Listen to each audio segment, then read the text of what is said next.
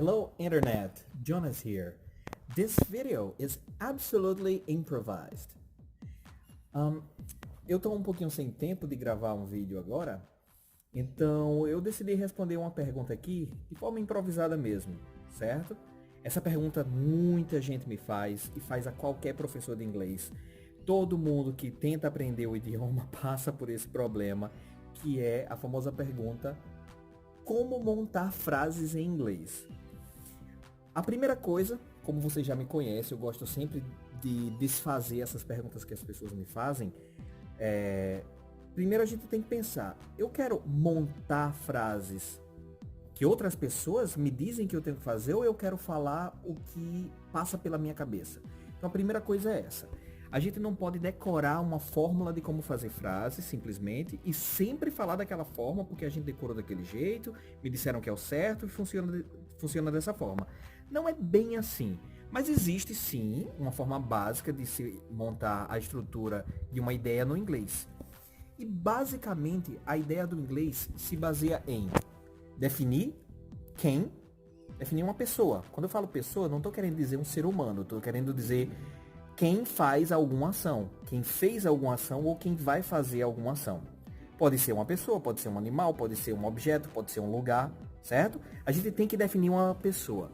Por exemplo, o brasileiro tem muito costume de falar, tem muita gente no Brasil. Tem? Quem é que tem? Nós temos muitas pessoas no Brasil. Então no inglês a gente tem que começar pela pessoa. Então não existe have many people in Brazil. Não, isso aí não existe. O que existe é we have many people in Brazil. Tem muito problema no Brasil. Não. We have many problems in Brazil. I have many problems in Brazil. You have many problems in Brazil. People have many problems in Brazil. Brazilians have many problems in Brazil. A gente tem que definir quem é a pessoa no início. E aí, claro, conjuga o verbo que vem em seguida de acordo com essa pessoa. Presente, recheado, se coloca o S. Se é passado é igual para todo mundo, se é futuro é... Na verdade, futuro não existe no inglês, mas é igual para todo mundo, né? Se for futuro going to, que tem que usar o verbo to be, a gente vai, claro, conjugar o verbo to be de acordo com a pessoa. I am, you are, he, she, it, is, we are, they are. Então, esse é o primeiro passo. A gente define quem é a pessoa. Então, a gente tem muito essa coisa de sujeito oculto, sujeito indeterminado no português, que normalmente não existe no inglês. Eu posso dizer que ninguém fala assim? Não. Tem gente que fala, porque se no contexto é uma coisa óbvia demais, a gente não precisa colocar essa pessoa no começo. Ou se você já disse a pessoa antes, você está continuando uma frase longa, você precisa dizer a pessoa de novo? Não, você pode continuar apenas do verbo em diante, certo? Primeiro passo, coloca a pessoa lá no início. Segundo passo, verbo. Sempre tem que ter um verbo. Brasileiro tem a mania da preguiça. E o brasileiro normalmente, eu falo brasileiro porque em 10 anos que eu ensino inglês, os alunos sempre fazem da mesma forma.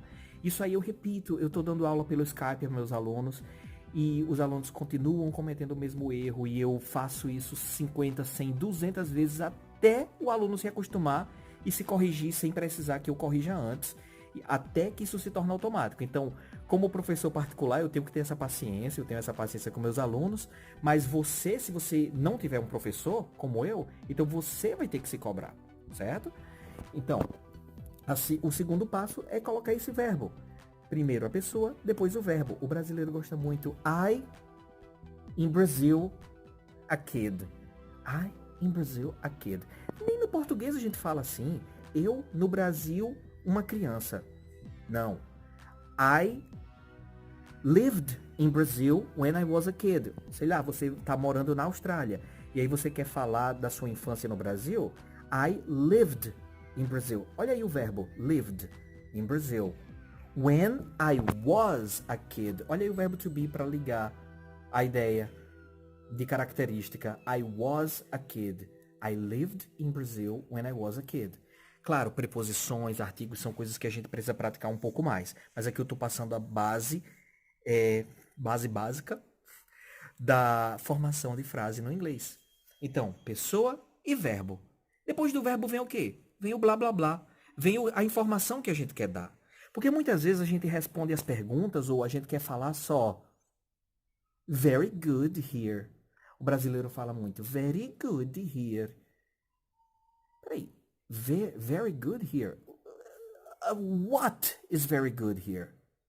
It is very good here. Eu não tenho uma coisa, nada é bom, simplesmente é bom, mas tem que ter uma pessoa. Qual é a pessoa neutra do inglês? É o it. It is very good here. Quer dizer outra coisa? Things are very good here. The situation is very good here. Mas tem que ter a pessoa no início, um verbo e a continuação. Porque se você continuar falando inglês apenas querendo dizer predicado, apenas querendo dizer complemento, o objeto, as pessoas não vão entender o que você está querendo falar. Porque você está falando de quem? Quem está fazendo quem? Quem fez o quê?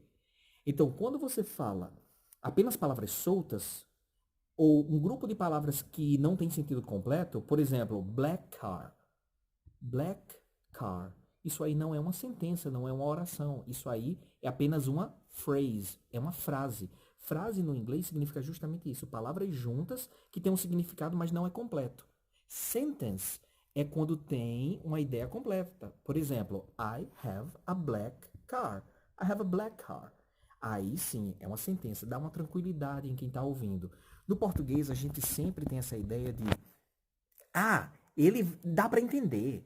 Ele se vira para entender o que eu estou dizendo. Eu falo assim, mas a pessoa entende. Vamos parar de preguiça e vamos pensar. Eu tenho que falar diretamente com alguém e é minha responsabilidade me fazer entendido. Então a responsabilidade é de quem fala, não é de quem entendeu. O brasileiro tem essa coisa de e o outro tem que entender tudo. No inglês não funciona assim, é uma língua um pouco mais objetiva. Então fale. Eu gosto de fazer uma brincadeirinha, dizer para os meus alunos, fale como se você estivesse falando com um pequeno idiota. O que é isso? Falar como se estivesse falando com um pequeno idiota. Você não vai dizer que... você não vai falar a ideia pela metade esperando que a outra pessoa seja inteligente o suficiente para saber, para entender. Não. Você fala da forma mais óbvia possível, já pensando que aquela pessoa não vai entender. Então, no lugar de falar, é bem ali. Não, fale tudo. O supermercado é bem ali. No lugar de falar simplesmente complicated. Não, fale it is complicated. Fale a frase inteira. My job is complicated. My life is complicated. Não. Simple. Simple. Não. It is simple. My life is simple. Então, o segredo é, fale a ideia completa. Qual é a regra? Que palavras eu tenho que usar? No português, alguém te manda falar alguma palavra, você fala o que está na sua cabeça. No inglês deve ser da mesma forma.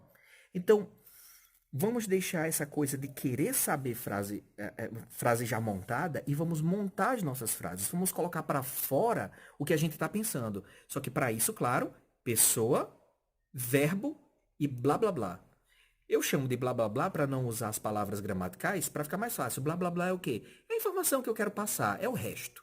Certo? Então, o primeiro é pessoa, que no português às vezes nem é importante. O verbo, que o brasileiro também corta pra caramba. E o terceiro, que é a informação necessária, que o brasileiro só fala ela, mas falando ela fica meio difícil de entender. Mas juntando tudo vai ficar fácil. Ok? Sigam meu canal, não se esqueçam que eu sou professor particular. Você não precisa ter uma super estrutura para ter aula comigo. Você pode ter aula do seu celular, você pode ter aula também do seu computador. Tem aluno meu que tem aula sim. Eu já tive um aluno, Igor, em São Paulo, que ele vai pro meio da rua. Quer dizer, tive não, eu ainda tenho, ele ainda faz aulas comigo. Ele vai pro meio da rua quando a internet dele tá ruim para fazer aula, porque às vezes em casa não tá pegando muito bem. E é uma das possibilidades. Tem gente que acha que precisa ter uma mega estrutura. Não, você pode fazer aula sozinho, você pode combinar com um amigo seu para fazer os dois aulas juntos. Casais pagam o valor de uma pessoa só, tá certo? Então eu tô por aqui disponível. Tô para responder perguntas. Vibrou o celular? Por favor, me mandem perguntas por aqui que eu tenho a oportunidade de responder. Tá ok? See you later. Siga meu canal no YouTube. Siga meu canal também, minha página no Facebook. Também, por favor, cliquem no sininho, porque o YouTube agora tá mudando e ele não tá notificando as pessoas dos vídeos. Não adianta você só se inscrever. Tem que clicar lá no sino para que você possa receber notificação dos novos vídeos, tá ok? E eu quero continuar fazendo vídeos assim, explicando detalhes do inglês. Eu não quero dar palavras para vocês decorarem, coisa do tipo. Eu quero realmente ensinar como pensar. Mas eu só vou poder fazer isso se vocês deixarem suas perguntas aqui embaixo, tá ok? Deixa aí sua curtida também. Bye, bye!